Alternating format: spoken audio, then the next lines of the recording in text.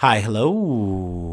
Welcome to the episode of Isaiah's Newsstand. It's your host, Isaiah Edwards. The date is October the 29th, 2025. Hopefully this episode finds you well, in good spirits and high hopes. As for me, I'm doing pretty good. Happy Wednesday, happy hump day to ya. Hopefully you humped and didn't get humped, unless that's what you're into. As for me, my day was pretty good. It was solid. Got up at the right time, got to work on time, got to my work area, and I wasn't swimming in cardboard skids. Just a lot of cardboard buggies, which is what we ordered. That's what we want. That being said, we were busy all day, but we did wind up closing out the day with a full crusher. So full, compactor. I'll take that. You know what I mean? Now, granted, what does tomorrow hold? Who knows? I'm hoping that, we kind of stay at this capacity and it doesn't get crazier. You know what I mean? Like, this is the kind of busy that I expect, and I don't want it to get beyond that for this time of the year. But we will see. No food corner today. There was no treats at work, unfortunately. But post work, we went to the gym. Gym was another busy day. It's been a busy month. I'm really hoping that November is a little bit lighter in terms of people coming out to the gym. I'm waiting for people to break. No, I'm rooting for everybody. I just, let me get my machines, please. Let me get on my equipment, please. But no, overall today was solid. I was able to get on my Smith machine. I was able to get on the free weights. Did a little bit of core work. Didn't hit every machine that I wanted to, but I got some spots in, so I'll take it. Then cardio was cardio. We got all that in for the hour. So overall, it was a good workout. No complaints. Post work, now we're home. Now we're chilling. Ready to talk about some news. Ready to yap it out. So yeah, let's go ahead and do our startup and let's get into some news.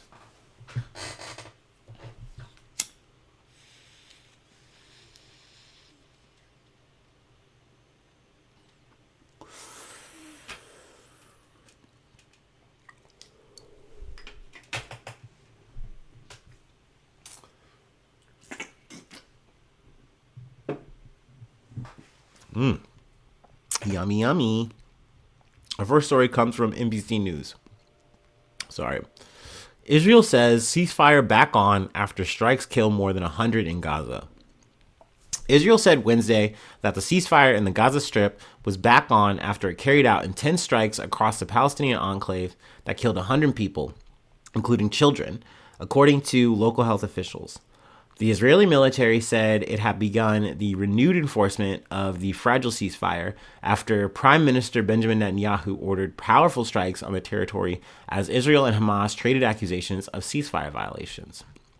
Dozens of targets were struck in the attack, it said, the most serious threat yet to the truce partially brokered by President Donald Trump.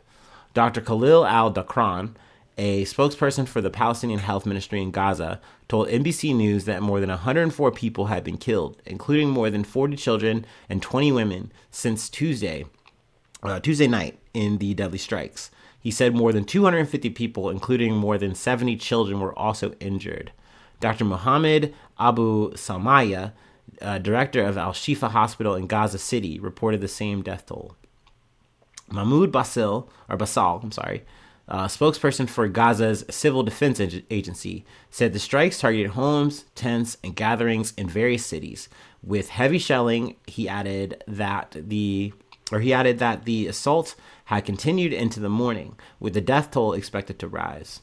An official from the Israel Defense Forces told NBC News that the command to carry out the strikes was a result of Hamas allegedly attacking soldiers in the southern Gaza area of Rafah, in an Israeli-controlled area. NBC News could not independently verify the claim. The IDF announced that an Israeli reservist soldier identified as Master Sergeant Reserve, Yonah Ephraim Feldbaum, had been killed in Rafah. Hanan Greenwood, A spokesperson for the Benjamin Regional Council told NBC News on Wednesday that Feldbaum, 37, held an American passport. Hamas denied any involvement in the incident, calling Israel's strikes a flagrant violation of the ceasefire deal as the group urged mediators to step in and pressure Israel to halt its attacks.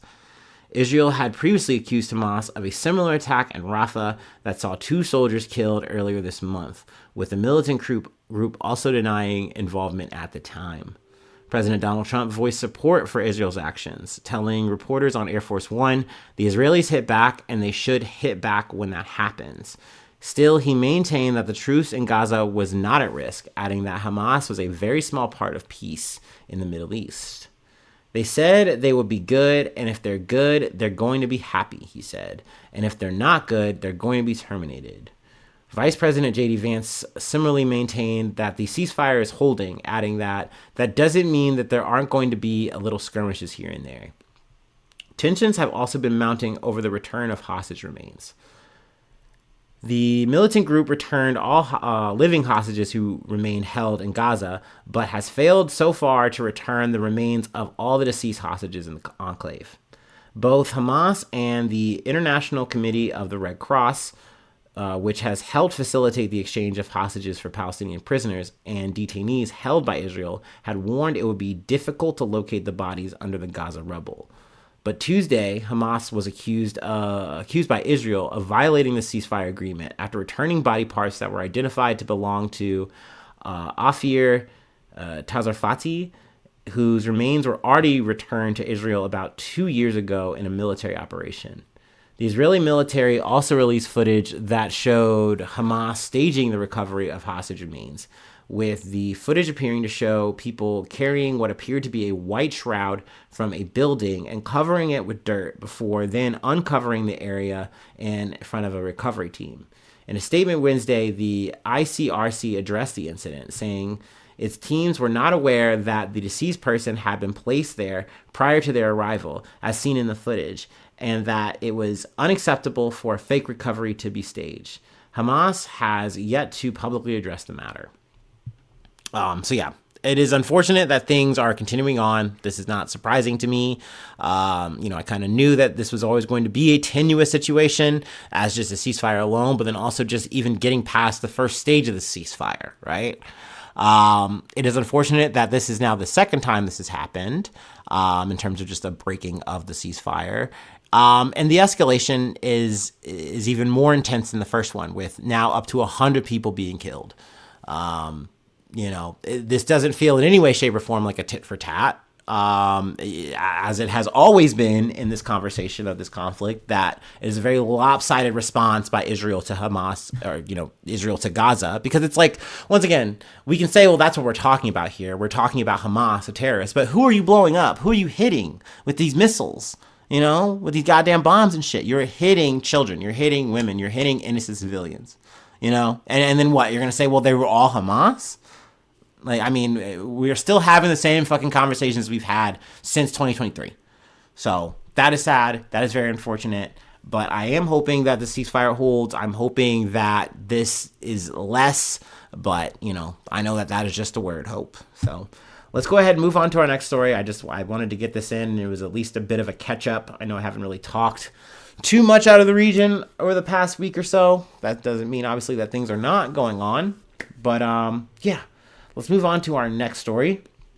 Huge Brazilian raid on Rio gang leaves at least 64 people dead and 81 under arrest. About 2,500 Brazilian police and soldiers launched a massive raid on a drug trafficking gang in Rio de Janeiro on Tuesday, arresting 81 suspects and sparking shootouts that left at least 60 suspects and 4 police officers dead, officials said. The operation included officers in helicopters and armored vehicles and targeted the notorious Red Command and the sprawling low-income favelas of Complexo de Alemão and Penha, police said. The police operation was one of the most violent in Brazil's recent history, with human rights organizations calling for investigations into the deaths. Rio's state governor Claudio Castro said in a video posted on X that 60 criminal suspects were neutralized. Really using that word there. Neutralized. Liquidated. Terminated. I feel like those are also synonyms that you can use for the word killed. But anyway, during the massive raid that he called the biggest search operation in the city's history, some 81 suspects were arrested, while 93 rifles and more than half a ton of drugs were seized, the state government said, adding that those killed resisted police action. Rio's civil police said on X that 4 officers died in Tuesday's operation. The cowardly attacks by criminals against our agents will not go unpunished.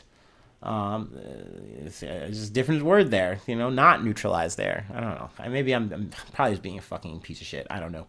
An unknown number of people were wounded.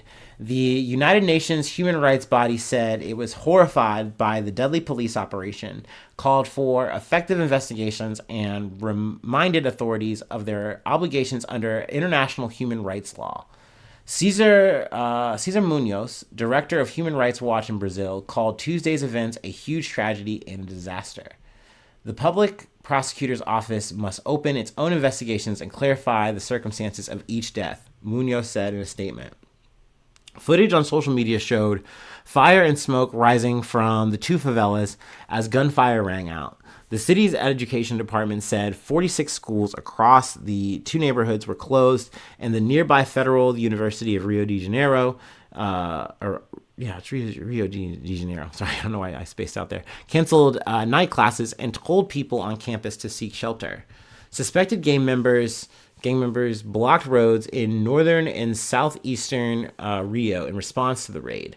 Local media reported at least 70 buses were commandeered to be used in blockades, causing significant damage. The city's bus organization, Rio Onibus, said.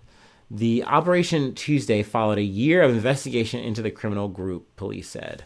Governor Castro, from the conservative opposition Liberal Party, that's a mouthful, said the federal government should be providing more support to combat crime, a swipe at the administration of leftist President Luis Inacio Lula da Silva. Gleisi Hoffman, the Lula administration liaison with the parliament, agreed that coordinated action was needed, but pointed to a recent crackdown on money laundering as an example of the federal government's action on organized crime. Vice President Gallardo Alckmin and a number of ministers met in response to the operation on Tuesday afternoon.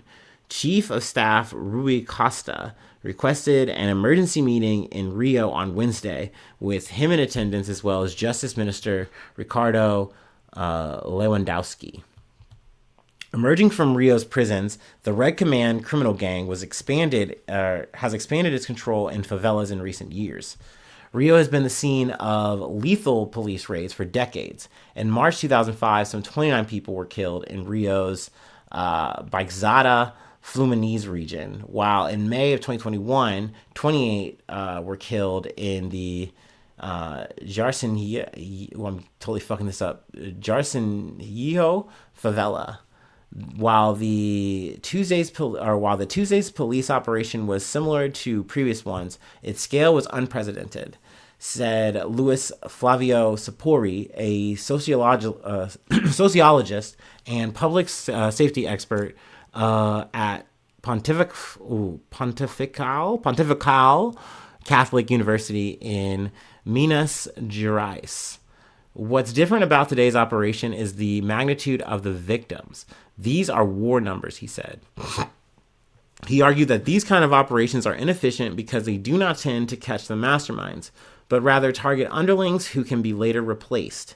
It's not enough to go in, exchange gunfire, and leave. There's a lack of strategy in Rio de Janeiro's public security policy, Sapori said. Some lower-ranking members of these factions are killed, but those individuals are quickly replaced by others. The Marielle Franco Institute, a nonprofit founded by the slain councilwoman's family, to continue her legacy of fighting for the rights of people living in favelas, also criticized the operation. This is not a public safety policy. It's a policy of extermination that makes the everyday life of black and poor people a Russian roulette, it said in a statement, which I ultimately agree with at the end of the day. I understand how we get here in society. I understand that you want to lower crime. You want to make, quote unquote, the streets safer. But that seems and feels so fucking counterintuitive when you have a raid of this kind of fucking lethality. Like, you are running through the streets, guns up, safeties off, killing people. Like, you can say, well, we only killed the criminals, but it's like you're running through the streets shooting at people, and they're shooting back. You have people in the crossfire here. There's no ifs, ands, or buts about that. So I don't think this is the move, but this is the thing that nation states are going to do time and time again. No matter what part of the world, unfortunately. It is something that I want to see less of. It is something that I'm at least glad to see, internationally and, in the country that people are saying, what the fuck is this? Like, no, we have to like stand up and get involved and investigate what the fuck is happening here, because this just shouldn't be like shrugged off like, okay, well, hopefully now crime will be a little bit less. And I also agree with the sentiment too that like, by running through the streets, blowing a bunch of people away, making some arrests of like mid to low level people, hoping that you do what? You make some of them flip and then maybe you get some of those people up top. I mean, okay. Most likely this is just they're going to replace those people. They're just going to body for body replace those people and they're going to be fine in that regard. Let's say you do cut the whole head off the snake. Let's say you sashimi the whole fucking goddamn thing. The whole organization gets quote unquote neutralized. Okay, that doesn't mean you've now beat the final boss of drugs and crime and whatever the fuck. Like, no, another organization is just gonna come and fucking replace that shit. I feel like you have to make those things as least enticing as possible, less enticing, whatever, you know what I mean? Like, you need to fucking make this shit a better world for people. And I know that's a big, vague thing to say, but once again, if you take away some of these economic pressures or at least fight for those things, I feel like that definitely makes it way less enticing to want to join a criminal organization. Now, I mean, I know I'm kind of getting away from the story and into the weeds here. And obviously I don't know how to fucking fix it from my goddamn armchair. But once again, I just don't feel like going full head bussin' mode and running through the streets and just fucking killing people is the fucking means to do it, the right way to do it. I don't know. I don't think I'm alone in that. I don't think I'm a wild, crazy person on a hill by myself. All right? Like, I don't know. But fuck this shit, man. I don't know. This doesn't seem productive to me. But I've said this before. I'm not a person in the area. I'm not the person living there. Maybe in the future come, I don't know, years from now, maybe the crime does go down. Maybe people do feel safe. And then you do get those interviews where people are like, no, I feel much safer walking down the street with my child or this or that and a third. I don't feel like I'm looking over my shoulder as much. And, I'm happy to see that. And I mean, I'm happy for them to feel that way. But that being said, I just don't think that it should be paved on a bunch of blood in the streets like that. But anyway, I think there's got to be a better way. I think there are better ways. But anyway, let's move on. I was speaking of systematic fucking problems. We definitely got to cover one in the goddamn States. I want to just say also a bit of correction from another episode. I got the name wrong in terms of the Sonia Massey case. I said the wrong name there. So I'm going ahead and say that now, correct that for the record. And I'm going to take a water break because I need it. And this is, all these are read-alongs for today.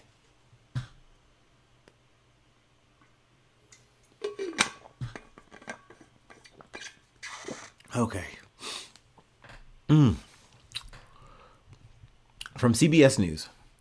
Ex-police officer Sean Grayson guilty of second-degree murder in Sonia Massey shooting. Family disappointed in verdict. A jury found former Sangamon County Deputy Sean Grayson guilty of second-degree murder for the fatal police shooting of Sonia Massey. Grayson was charged with 3 counts of first-degree murder in the 2024 deadly police shooting, and the jury was given the option of convicting him of second-degree murder. They found him not guilty of all 3 counts of first-degree murder. The jury alerted the judge that they had reached a verdict, around 2 p.m. It was read at 2:28 p.m. Grayson was stoic as the verdict was read. Afterwards, he stood from the table, put his hands to be handcuffed, and was led out of the courtroom. through the back door. His sentencing date has been set for January 29th in Sangamon County Court. One of Grayson's family members was seen crying in the courtroom when the verdict was read. Massey's family, by contrast, was quiet and appeared deflated or upset as the second-degree conviction was handed down. They spoke after the court adjourned and called the conviction a miscarriage of justice. "I am fueled by rage right now," said Sante Massey. "You get an officer who says, 'I'm going to shoot you in the face,' and you only get second-degree murder. This justice system did what it was supposed to do. It's not meant for us," which is a quote I vehemently agree with. Massey's father, James Wilburn, couldn't fathom the idea that his daughter was the aggressor, as Grayson's attorney stated during the trial. "Who could have imagined in their wildest dreams that my daughter was the aggressor here?" Wilburn said. Unless we can't believe our lying eyes," he said, "what he was going to do, and he did it." Let me read that quote again. Unless we can't believe our lying eyes, he said what he was going to do, and he did it. He did it. CBS News Chicago legal expert Irv Miller said the jury's verdict was not particularly surprising, considering the evidence presented at trial and the fact that the judge gave the option for the second-degree murder in the first place. Which I want to add here, I feel like it's the fact that the judge offered it. If this is not on the table, then you just go, it's first-degree murder or not. I think the only, devil's advocate I can say for him doing that is saying, hey, I'm giving you the release valve to at least administer some form of justice here, as opposed to making this a black or white, you're all in or you're all out on first-degree murder. But I personally, once again, at first blush, at first glance at this, I just go, no, this should be first degree. But I don't know. Obviously, I'm not a fucking legal expert. I always like to mention that because, I'm just a civilian and I'm going to be biased. I'm going to have my fucking feelings on every single fucking case. I can't help that. I can't cleave that from me. But it then just kind of makes you once again kind of go back to the fact that this is a systematic thing then. All right. But I'll probably expand on that a little bit more. Miller explained that by finding Grayson guilty of second-degree murder, the jury determined that as a police officer, he had an unreasonable belief that he was acting in self-defense when he opened fire on Massey. In this case, Miller said, whether or not Grayson's belief he was acting in self-defense was reasonable was pivotal.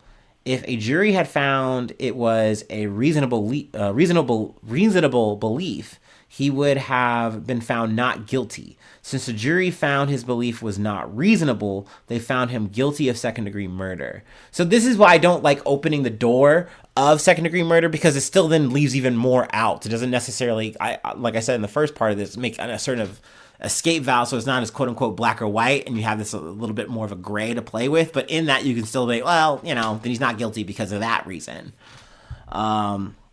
Miller said he expects whatever sentence is handed down, Grayson will be expected to serve at least 50% of it.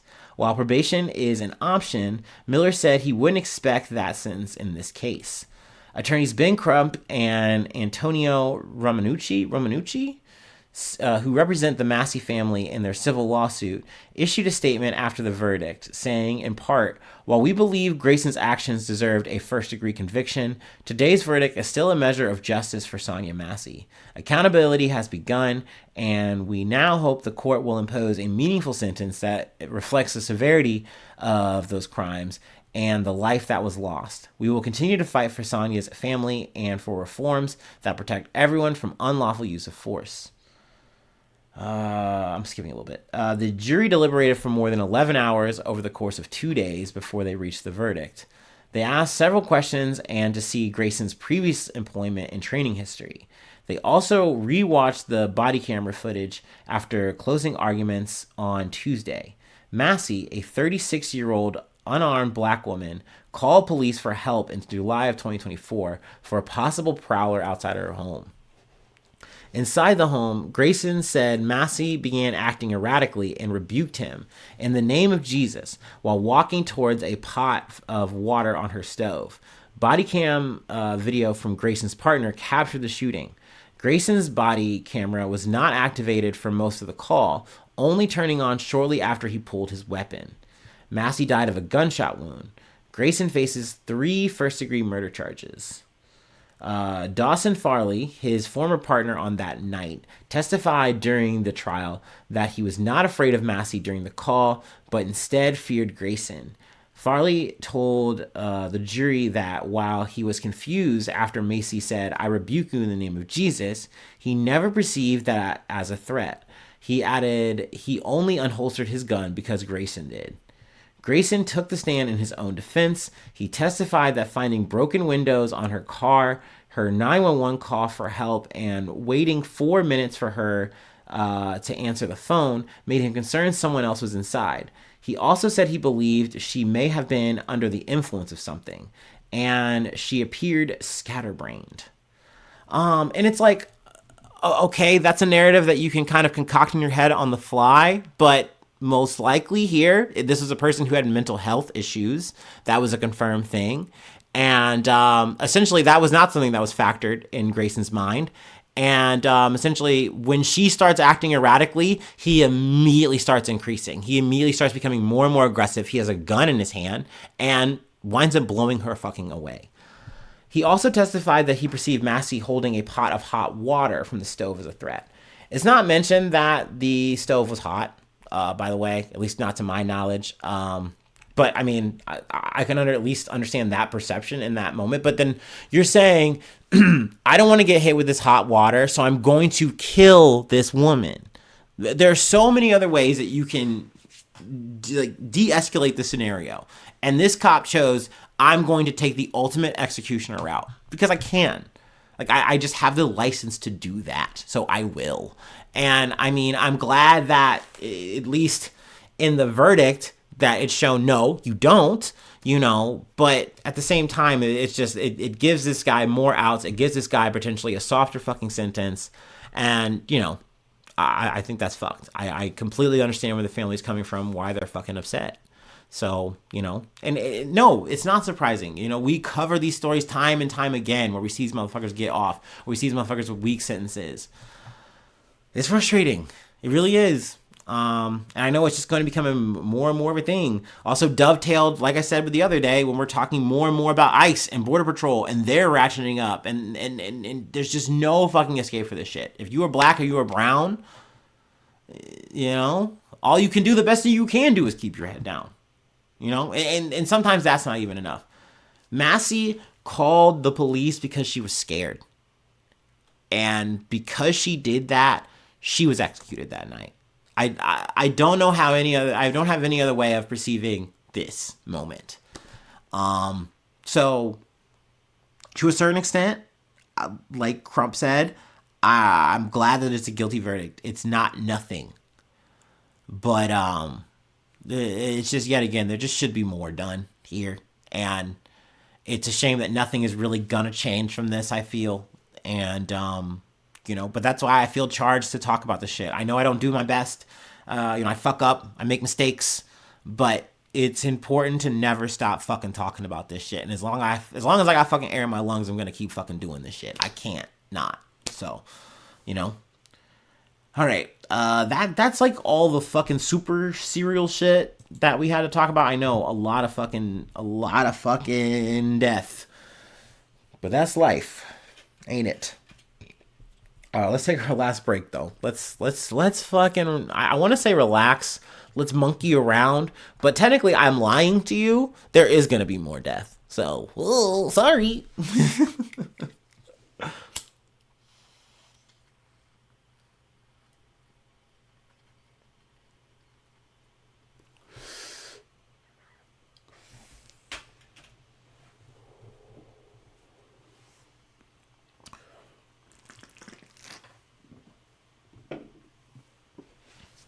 Okie dokie. Artichokes. From USA Today. Lab monkeys escape after truck crashes in Mississippi. One remains on the loose. A truck hauling lab monkeys from Tulane University crashed in eastern Mississippi on Tuesday, October 28th, and several of the animals fled the vehicle. All but one of the escaped monkeys were destroyed. The Jasper County Sheriff's Department shared on Facebook. I was pretty sad to hear that. I don't know, man. I'm like, damn, like you neutralized the monkeys? We couldn't save them? But I mean, they explained it a little bit. We have been in contact with the animal disposal company to help handle the situation. Mississippi Wildlife and Fisheries is also on site with our local law enforcement. We are continuing to look for the one monkey that is still on the loose, the post said. The sheriff's office added that the escaped rhesus monkeys weighed about 40 pounds each and were aggressive to humans. So, I mean, I will say, look, this is me being real. This is Real Talk Corner. If I'm walking down the street, just minding my own goddamn business, and a goddamn rhesus monkey, a goddamn macaque, or whatever, runs up on me all crazy, oh, buddy, it's Jumanji 2 in this bitch. We're going at it. I'm sorry. PETA, stand back. Don't look. No, I would probably be scared. I'd be screaming and running. I don't want the smoke. I don't want the smoke, Diddy. Diddy Kong.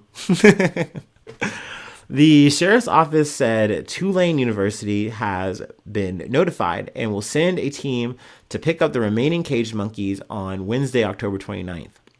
Non-human primates at the Tulane National Biomedical Research Center are provided to other research organizations to advance scientific discovery. Tulane University said in a statement, the primates in question belong to another entity and are not infectious. We are actively collaborating with local authorities and will send a team of animal care experts to assist as needed. Initially, the sheriff's office said the monkeys carry hepatitis C, herpes, and COVID. So it's like that's definitely cross wires, but I guess they're like, hey, maybe that was the initial concern that they might have it. So like that's why we have to like move efficiently and like, destroy the monkeys. According to the law enforcement agency, the driver of the truck hauling the monkeys told local authorities that the animals were dangerous and posed a threat to humans. So anyone handling them would need to wear personal protective equipment. So I guess on scene in the moment, this is how this happened. So they wound up moving so like this swiftly, grimly, unfortunately. But, then you come to find out it's like, well, maybe you didn't have to do that. They weren't infectious. Like, I mean, granted, they really want to go back to a situation where they're being like studied and poked and prodded? I don't know. I'm sure this isn't a great situation for them. We took the appropriate actions after being given that information from the person transporting the monkeys, the sheriff said. It's like, hey, don't blame us. We're just doing our job. Yeah, leave it to a cop to do what they fucking do best. And I'll leave it there. I'm sorry. I got to drop the mic on that. Whatever. But that's it. That's all I have.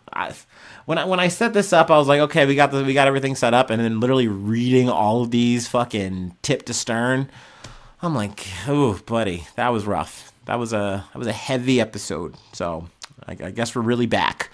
But if you'd like to help out support the effort, I do have a Patreon, patreon.com/Isaiah News. Become a newsie today.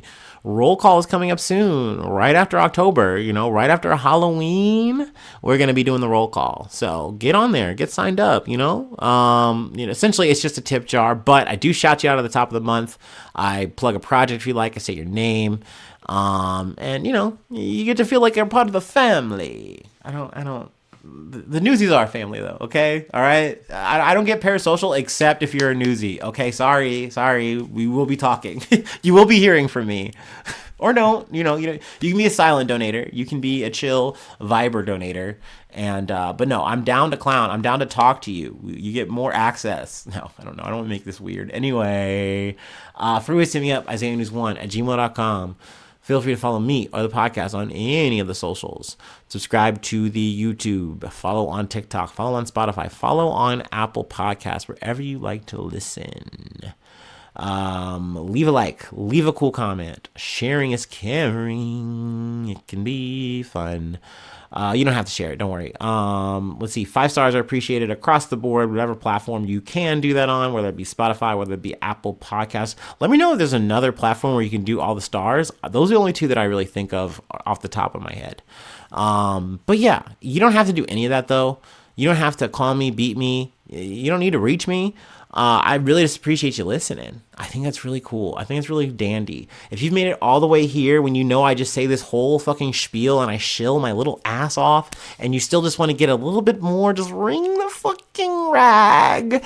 You're the realist. I fucking love you, dude. You're awesome. You're the best. I hope you have an amazing day. I hope you have an amazing, beautiful night.